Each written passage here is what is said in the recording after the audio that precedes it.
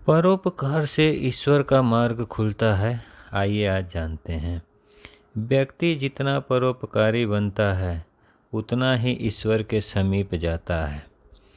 ईश्वर हर मनुष्य से कह रहा है कि तू मुझे मंदिर में मत खोज, मैं चाहता हूँ कि तू नर रूपी नारायण की सेवा कर, तब तू मुझे जान पाएगा। आज इसका पूरा उल्टा हो रहा है। मंदिरों में सैकड़ों लीटर दूध व्यर्थ में बह रहा है, जबकि बाहर बैठा गरीब भूखा प्यासा अधनंगा रोता बैठा रहता है।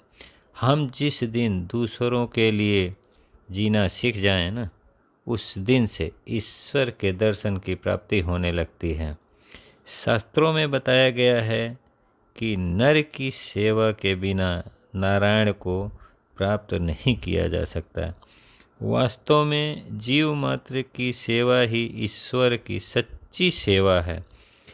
ईश्वर को सोना चांदी धन आदि चढ़ाने से खुश नहीं होते हैं, बल्कि प्राणी जाति की सच्ची सेवा से खुश होते हैं। ईश्वर की सच्ची भक्ति ही परोपकार है। जैसे स्वयं की उन्नति का, समाज की उन्नति का, लोगों के कल्याण का यदि हम सोचते हैं तो ये परोपकार ईश्वर तक जाता है। यदि हम सिर्फ अपने कल्याण के बारे में न सोचकर दूसरों की भलाई के बारे में सोचने लगें तो जीवन में कहीं कोई समस्या ही नहीं होगी। परोपकारी मनुष्य ही सच्ची शांति, स्थायी उन्नति ईश्वर से प्राप्त कर सकता है।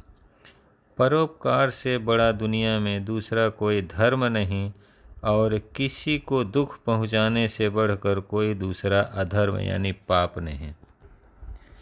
गोस्वामी तुलसीदास जी रामचरितमानस में कहते हैं, परहित सरिस धर्म नहीं भाई, पर पीड़ा सम नहीं अधमाई।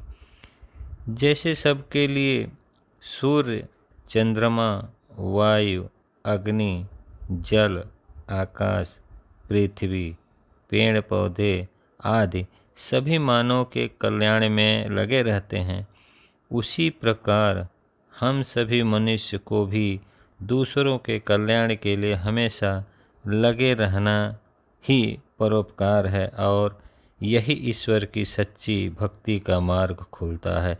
धन्यवाद।